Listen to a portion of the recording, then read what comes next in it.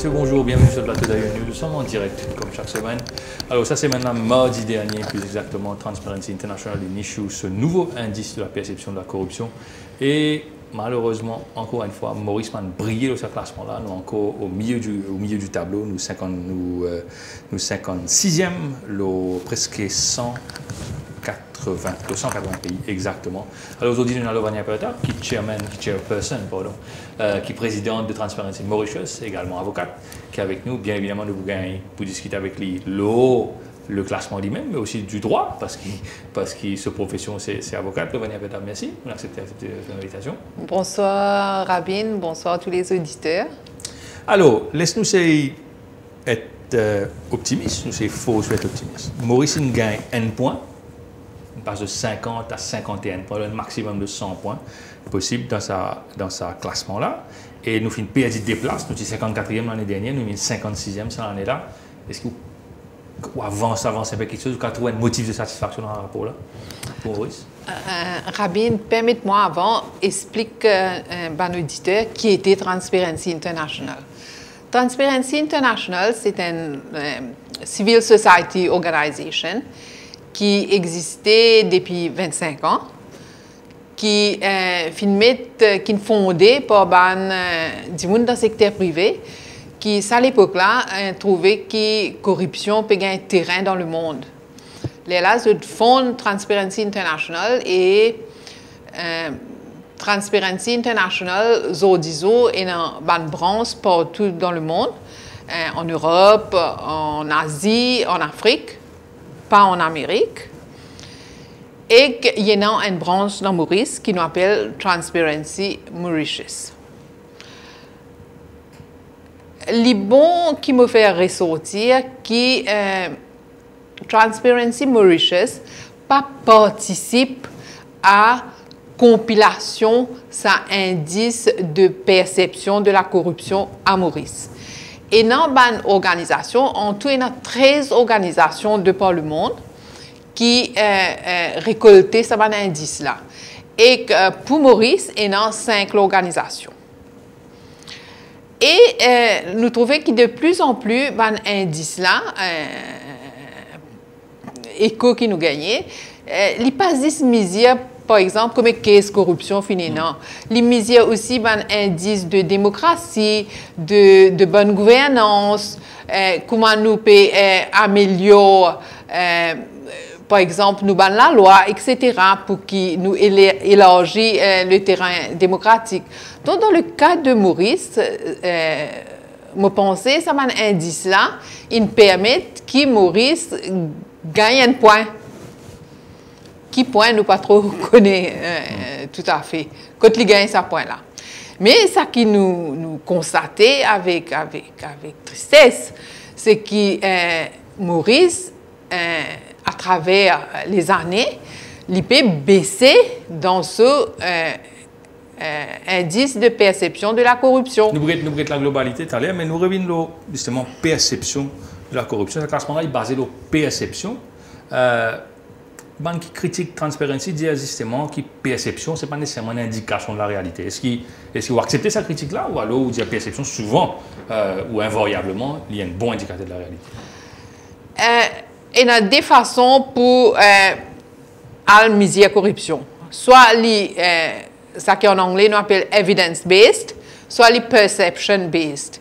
Il est très difficile pour qu'il y ait evidence-based parce que nous pas... Comme il y a déclaré, oui, la exactement. Corruption, comme il y a condamné. Exactement. Ça aussi n'est pas pour indicatif de l'étendue de la corruption. Donc, même si nous adoptons evidence-based corruption, il n'est pas pour indicatif total de l'étendue de la corruption. C'est pourquoi, jusqu'à maintenant, Transparency International retenir toujours la perception. Il est vrai que la perception n'est pas pour 100% refléter la réalité, mais il y a une mesure. Il y a une mesure qui vient démontrer qui les Mauriciens pensent à la corruption. Il est important qu'il me signale, dans le passé, nous avons fait un survey pour des jeunes qui se pensaient à la corruption et pour étonner.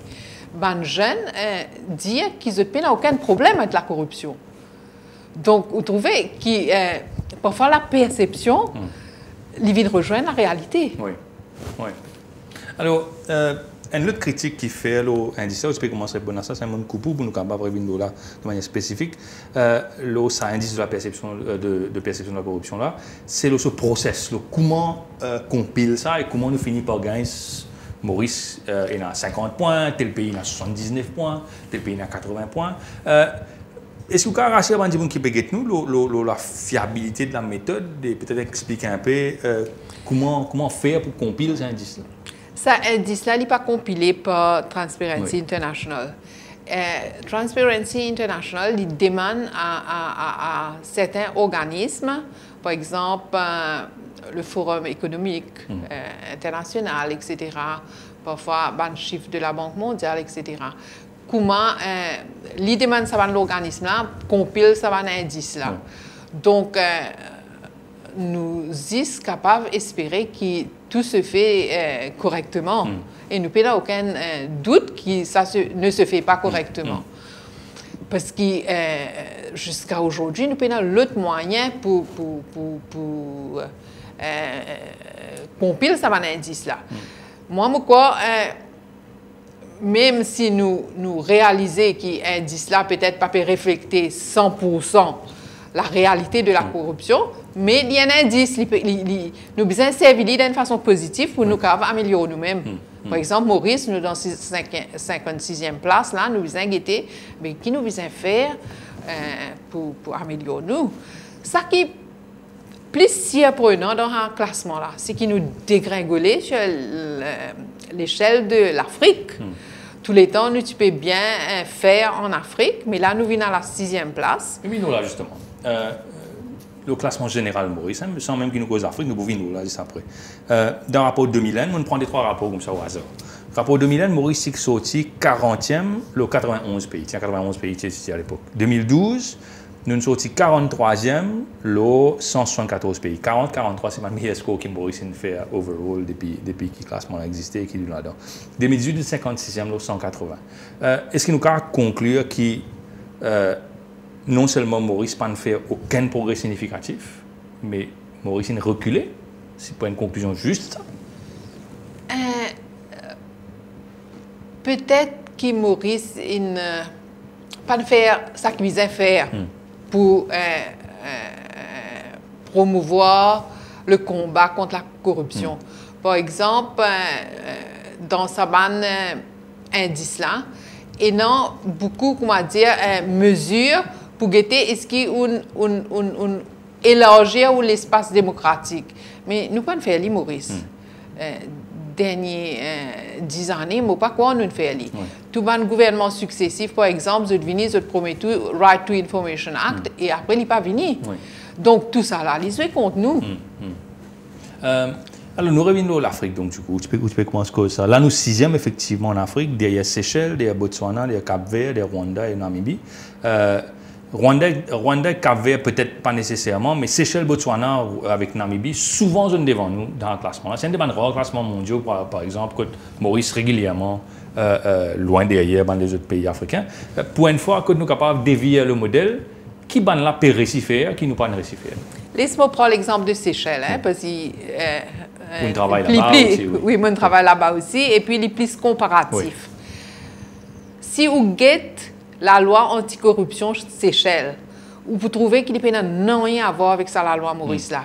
La loi qui est compréhensible, qui couvert aussi bien le secteur public que le secteur privé. Qui n'est pas couvert dans le cas. Qui n'est pas couvert d'une façon générale à Maurice. Exactement. Dans beaucoup. Et ça, la loi là, il y a même jusqu'à pénalise le fait que certains dimoun capables de servir harcèlement sexuel pour gagner une faveur. Donc, vous trouvez à quel point la loi a bien loin. Ça aide. Deuxièmement, Seychelles, il déjà légiféré en termes d'accès à l'information. Seychelles, l'année dernière, il forme ce information officers pour être capable de répondre à une attente au public. Si vous dites ça dès la loi là, c'est pourquoi il est monté dans l'indice là, parce qu'il peut faire des efforts. Il peut montrer, il peut faire des efforts. Nous, nos problèmes, nous pas montrer, nous peut faire des efforts. Alors, un outil important dans la lutte contre la corruption, c'est l'institution chargée de cette lutte. Dans le cas de Maurice, c'est l'ICAC, Independent Commission Against Corruption. Est-ce qu'on peut dire qu'il a une mauvaise performance constante de Maurice dans sa indice-là? C'est aussi le constat d'échec de l'ICAC comme institution? Je ne peux pas répondre d'une façon définitive, parce que je ne pas connais qui cet indice-là, une base. Au niveau de Transparency Mauritius, nous sommes au courant que la perception sur l'ICAC n'est pas bonne. Mais nous reconnaissons qu'il y a une institution avec laquelle nous devons travailler. Pas défaut, parce qu'il est là pour ça. Oui. Peut-être le problème de l'ICAC, c'est surtout sa façon de nommer ce directeur général. Probablement. Avant, il y a un appointment committee. Maintenant, c'est le Premier ministre qui fait ça en consultation, et puis voilà. Oui.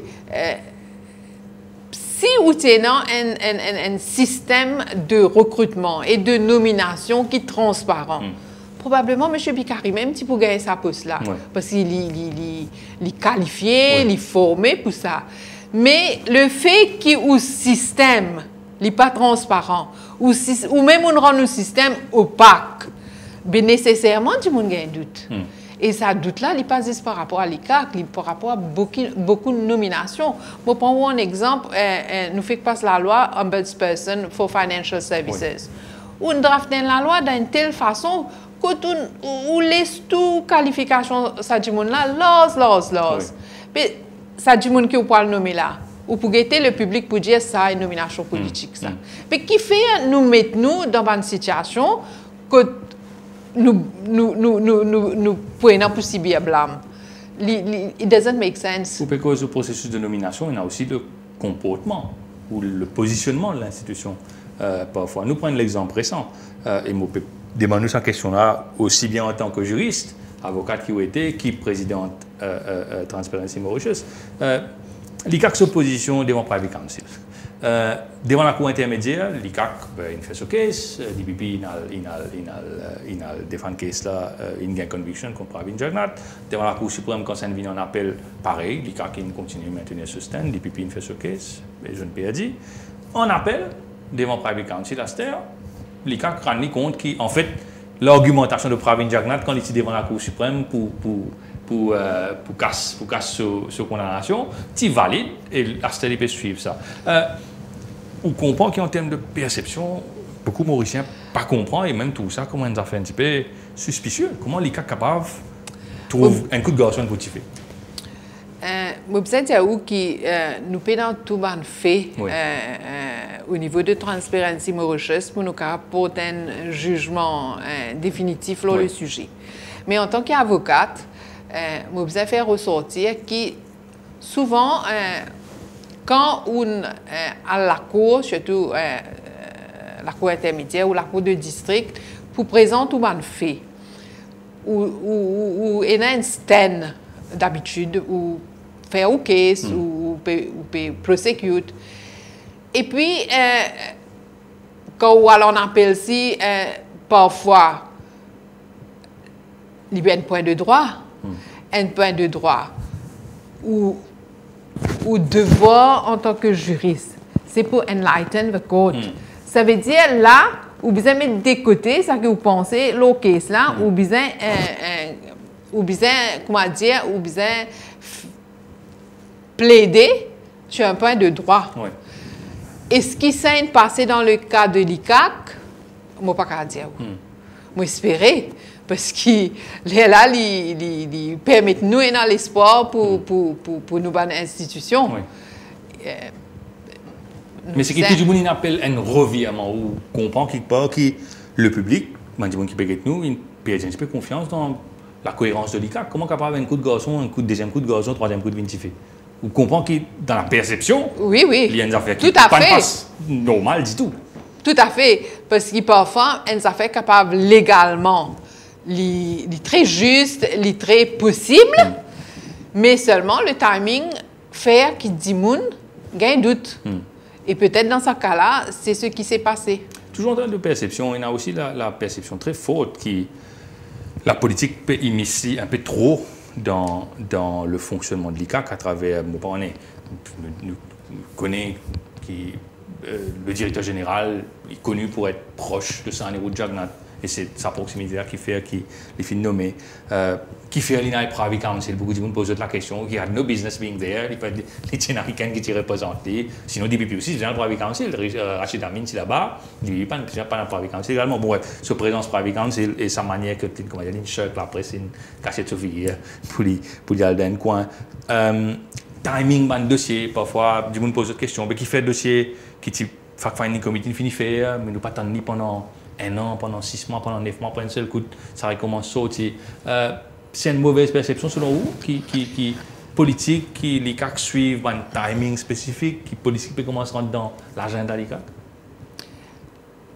Ça qui nous retenait au niveau de Transparency Mauritius, ça qui nous remarquait de positif avec l'ICAC, c'est que l'ICAC, il réussit à shifter. Parce qu'il était tellement difficile pour ou prouve dans le cas de corruption, l'ICAC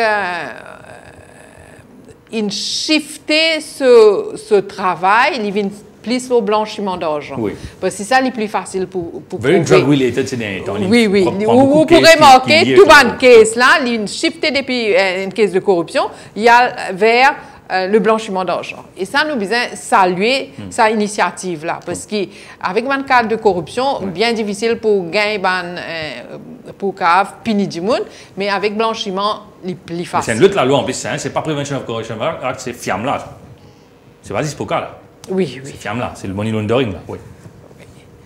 Donc, mais ce qui est la faiblesse de l'ICAC, à mon avis, c'est que l'ICAC l'y enquêté. Les besoins avaient ce dossier d'IPP et c'est d'IPP qui décidait s'il peut poursuivre ou non. Et nous pas gagné l'information. Nous pas gagné l'information, par exemple, nous prenons une caisse A, nous pas connaissons quand il y a le code d'IPP, qui d'IPP décidait et quand il retourne à l'ICAC, qui est arrivé. Donc, tout ce processus-là qui flou, fait que nous perceptions, c'est qu'il y a une ingérence. Quelquefois, il y a une ingérence, comment nous penser? Mais nous pouvons penser parce que, pas explique-nous, pas dire-nous, qui peut arriver. Pourtant, l'ICAC, nous, Prevention of Corruption Act, l'institution l'ICAC, il calqué le modèle singapourien. Hong Kong, il y a un l'ICAC, là-bas également. D'ailleurs, il y a un Mauricien d'origine qui est un des commissaires là-bas. Et Hong Kong, by all means, fait très bien dans le classement Transparency International. Ça en est là, le 14e ex-aequo. En fait, le 7e, 8e par là, mais il y a beaucoup d'ex-aequo là-dedans, qui fait qu'il est 14e, 76 points, comparé avec sa 51 points Maurice là. Qui nous raté. Pourtant, nous prenons un bon modèle, et effectivement, dans la pratique, nous trouvons que le modèle là peut réussir là-bas dans Hong Kong, mais ça modèle n'a pas réussi Maurice. Qui nous raté? Qui est CAC Maurice? Qui la loi pour CAC Maurice? C'est raté en fait. Et peut-être son fonctionnement, peut-être Bandimoun qui peut, Bandimoun là pas assez formé pour travailler dans l'ICAC, parce que nous un petit pays, nous limiter en termes de ressources. C'est peut-être la raison. Ou peut-être il y a un loophole dans la loi aussi. C'est grand temps maintenant pour qu'ils nous regardent ça, la loi-là. En fait, idéalement, ce que nous devons faire, c'est un audit du travail de l'ICAC et puis améliorer pour qu'il devienne vraiment une institution qui, comment dire, driving force la lutte contre la corruption. C'est très important qui dans l'avenir, n'importe quel gouvernement qui a, je développe une stratégie nationale contre la corruption. Pourquoi si je fais ça, là, je peux trouver qui place de l'ICAC, qui place l'institution contre le népotisme, etc. Tant que pendant ça, pendant une stratégie claire, mais, la police peut faire ce bout, les DPP's office peut faire ce bout, l'ICAC peut faire ce bout, mais il fait un peu des ordres. Il fait un peu des ordres. De ce qui Transparency Mauritius, il finit étudier, il finit évaluer ce casteur-là.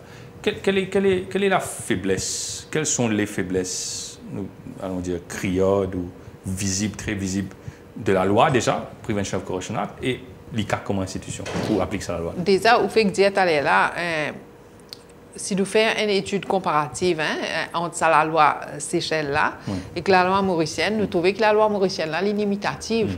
Et nous tous connaissons la corruption-là, il passe dans le secteur public, il aussi dans le secteur privé. Et ça, c'est une chose qui me content faire ressortir. Parce que nous avons tendance à critiquer les fonctionnaires, etc. Mais il n'est pas vrai dans le secteur. L'entreprise fait procurement, hein? Non, parce que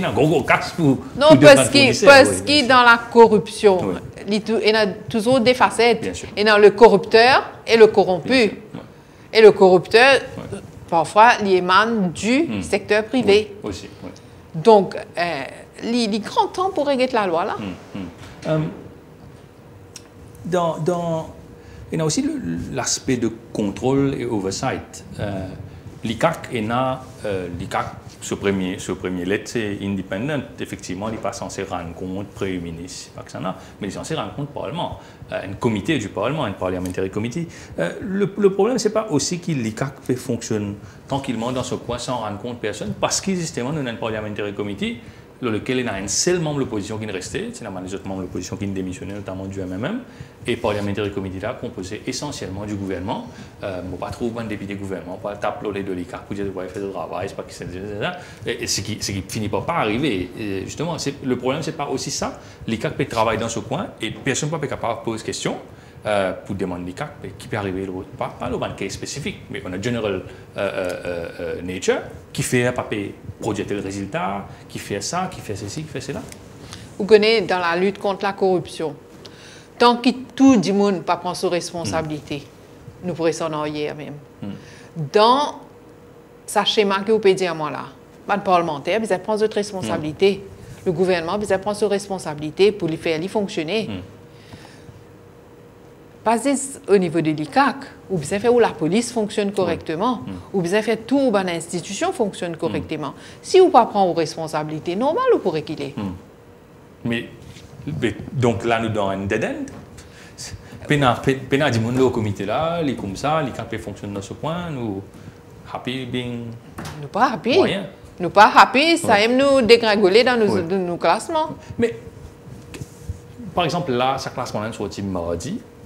Nous pouvons faire une émission là, il y a des autres collègues dans la presse qui nous causent, qui peuvent faire une émission là-dessus. Advocacy là, comment il continue de dérouler? Parce qu'il nous a l'impression qu'il nous cause comme ça un coup de temps en temps. Là, on est case met point, vient devant private council, nous récuse un coup, nous récuse la loi, découvrir la loi, etc.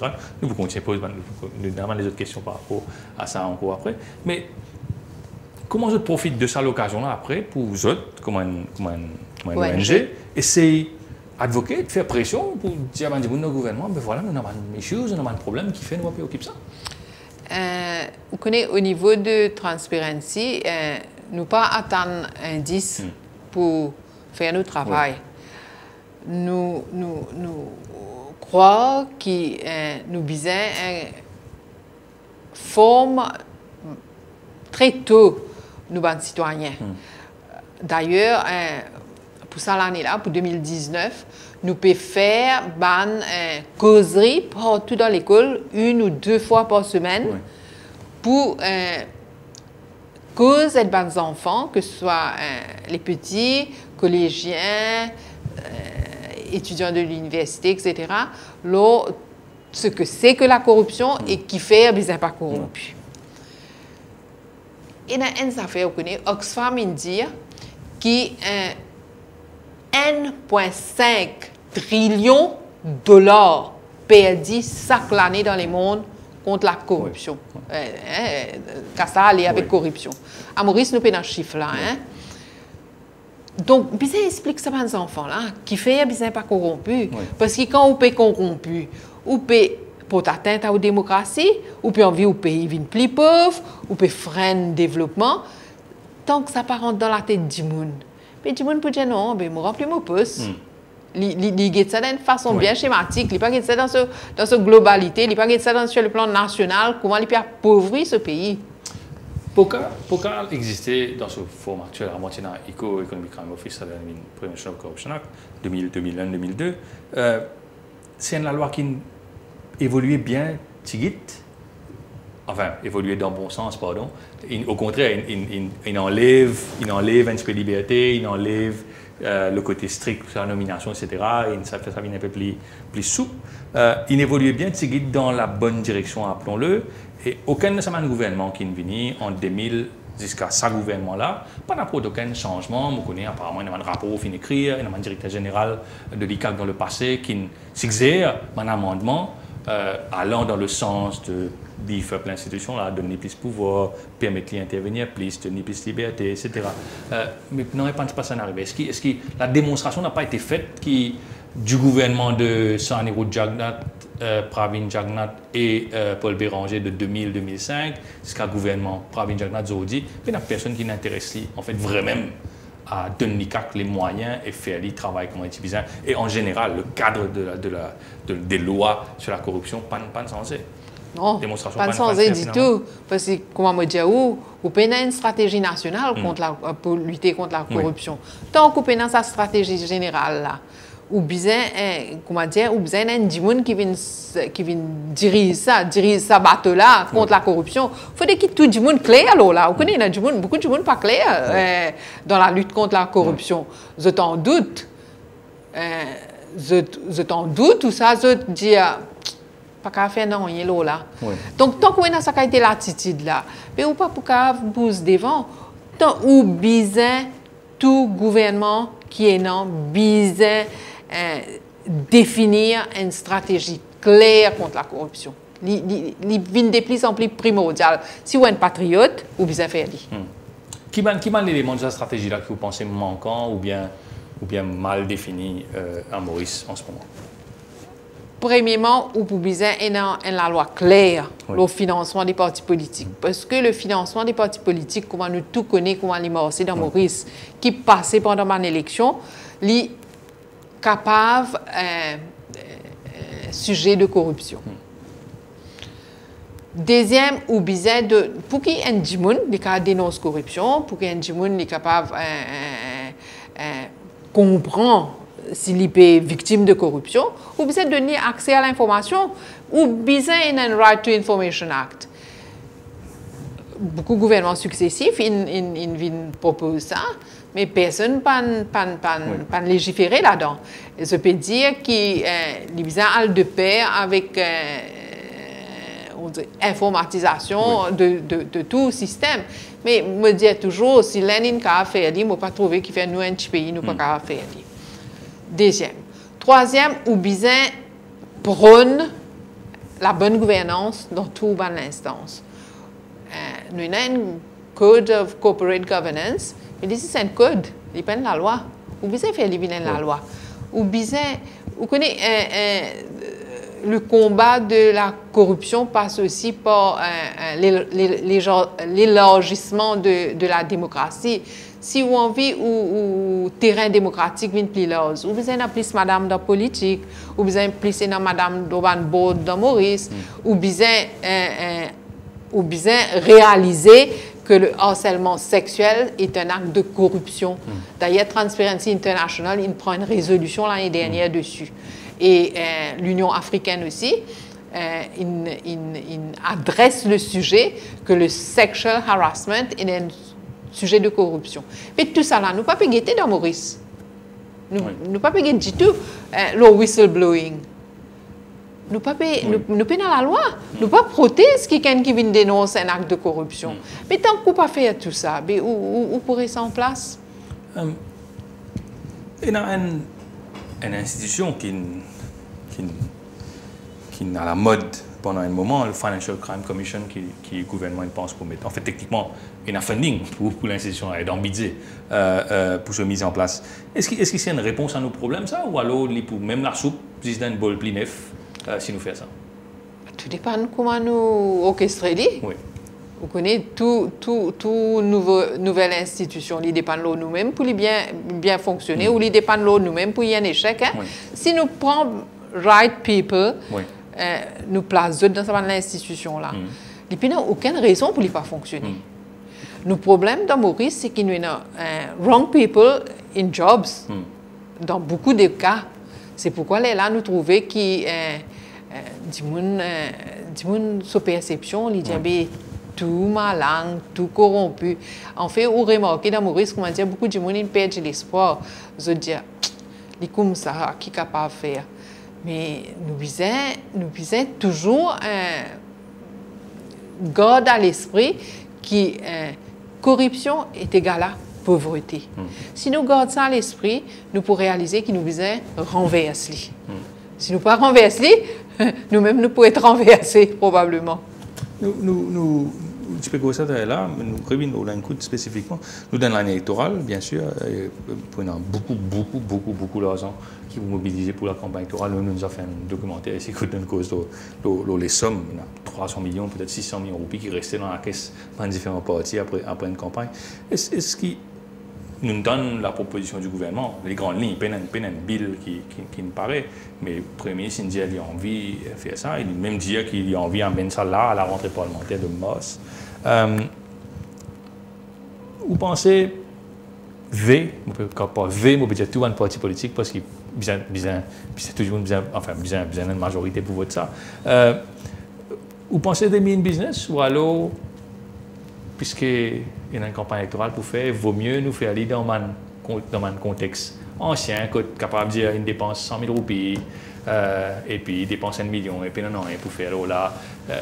Vous pensez le Parlement, moi, je peux même dire le gouvernement, le Parlement pour une business, il faut faire votre ça, voilà. Je ne peux pas dire. Parce que je ne peux pas connaître qui est dans l'esprit de nouveau gouvernement.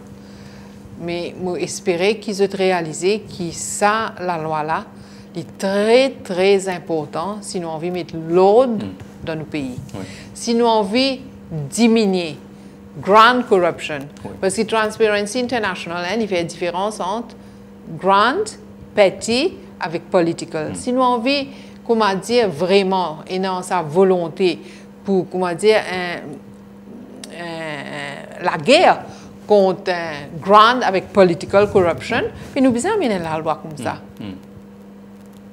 Parfois, vous connaissez, vous pensez peut-être que nous sommes parlementaires, d'une façon générale, je n'ai pas réalisé l'ampleur du problème. Vous n'avez pas réalisé ou bien vous êtes happy dans sa situation que tu étais là parce que justement, il y a oversight, il y a obligation reporting, il y a contrôle. Il n'y a pas arrange dans le parti politique, ça le fait qu'il est capable de faire une fausse déclaration de combien on dépense, mais pas vous même gagner la manne, enfin vous gagnez la manne. Sûrement. Mais moi j'espère qu'il y a des gens de plus en plus qui questionnent ça. Dans le passé, de manière régulière, pour mon élection, Transparency Mauritius travaille en collaboration avec plusieurs institutions et mettre en place parfois un code d'éthique, des guidelines pour les partis politiques durant l'élection, pour le secteur privé également, dans une donation, etc. Je compte continuer à advoquer là ou bien je pense espérer que le gouvernement, le Parlement pour faire ce travail et pour faire la loi. Non, nous continuons à advoquer là. D'ailleurs, l'année dernière, en collaboration avec l'ambassade de France, nous avons fait un workshop pour le financement des partis politiques qui est un intervenant qui est très, très intéressant. Et nous avons advoqué là. Nous, un NGO, nous seulement capables d'advoquer, nous seulement capables de suggérer, mais nous pas décider. Bien sûr, nous joignons les décideurs régulièrement pour dire aux autres, ce besoin légiférer en termes de financement des partis politiques, mais à ce jour, il n'est pas venu. Nous terminons là, le Vania Pétable. Nous, dans l'année électorale, comment je peux dire, où on évoque un sondage qui a été fait auprès de jeunes, quand tu pensais, Pénanichou, bien délarmé pour battre, pour faire son, comment nous dire, dans le créole. Pour un gens prend bribe, il y a un gens qui proposait. Pour un politicien donne bribe, il faut des gens qui demandait en face ou bien qui acceptait prendre bribe là. Est-ce qu'il y a le problème fondamental finalement dans nos pays, qui sont riches, qui sont pauvres, qui sont éduqués, qui ont des gens qui ne peuvent pas recevoir telle quantité d'éducation qui est idéale, c'est qu'ils Mauriciens à la base, il y a un petit peu tracé, il n'est pas content de suivre ses droites, quand il est capable de gagner des plus facilement, il pousse les gains. Et puis c'est ça le problème. Nous sommes capables de crier comme nous envie, c'est parce que nous-mêmes, comme on citoyens, beaucoup de citoyens, pensent qu'il est normal et acceptable qu'ils soient capables de donner Michelin des affaires, de sortir là-dedans, de donner inspecteur des affaires par ici pour nous gagner un permis là plus vite, pour nous gagner un contrat plus vite. C'est pas aussi ça le problème? La mentalité des Mauriciens? Je ne sais pas quoi qui dans le passé, le problème est aussi vivace qui ça. Mais quoi à travers le temps, parce que précisément nous pas fin marche avec le temps et nous amène une nouvelle méthode pour combattre la corruption, tikin pas tikin une rentrée. Par exemple, si vous avez un Right to Information Act, mais tout ça petty corruption, on peut dire là, c'est pas gagner permis, gagner licence, etc. Tout ça là, tu peux faire ça, parce que n'importe qui citoyen qui a une questionner, mais qui fait on donne ça Michel là ou pas donne moi. Vous comprenez? Mais nous finissons gagner l'attitude de laisser faire. Moi, je ne sais pas quoi que les citoyens sont corrompus. C'est qu'ils nous ont un système qui n'est pas bon. Nous payons un bon système à tous les niveaux pour capable d'exercer un contrôle. C'est très important pour nous exercer un contrôle. Il ne faut pas nous croire, comment dire, tout le monde est né, comment dire, bon citoyen. Du monde est en tentation. Mais si on est en contrôle, je suis là pour calculer quel risque je peux prendre. S'il trouve un risque là, c'est qu'il peut faire les attraper. Il ne pas pour prendre un risque là. Ou besoin d'un système de contrôle à tous les niveaux, que ce soit pour petty corruption, que ce soit contre procurement, grand corruption, political corruption, ou besoin d'un contrôle. Nous terminons là, le dernier pétable de l'année électorale, nous disons combien de fois. Est-ce qu'ils ont pu advoquer directement auprès d'un parti politique pour qu'ils, dans ce programme électoral, qui nous espérait beaucoup nos compatriotes lire, parce que souvent ils n'ont pas fait aller, et ils ont voté en conséquence. Est-ce qu'ils ont pu advoquer auprès d'un parti politique pour une politique compréhensive, de transparence, de gouvernance, de corruption dans ce programme électoral? Nous pas attendre l'élection pour faire aller. Nous faisons tous les temps, quand nous avons n'importe qui politicien, nous venons dire à nous autres qui légiférer sur ce sujet-là. Mais comment me dire où, tout dépend qui commitment du monde là. Peut-être nous devons arrêter d'attendre de nos politiciens, peut-être la demande pour plus de transparence, pour vraiment lutter contre la corruption, vis-à-vis depuis du monde même, depuis citoyens même. Peut-être les temps pour une impression depuis citoyens, et là, les choses vont être faites. Rarement nous avons une manifestation contre la corruption dans les rues de Port-Louis ou ailleurs. Souhaitons? Souhaitons-le. Mesdames, merci beaucoup d'avoir été notre invité. Merci. On se retrouve la semaine prochaine, toujours en direct sur ce plateau d'Aya News. Bonne semaine, au revoir.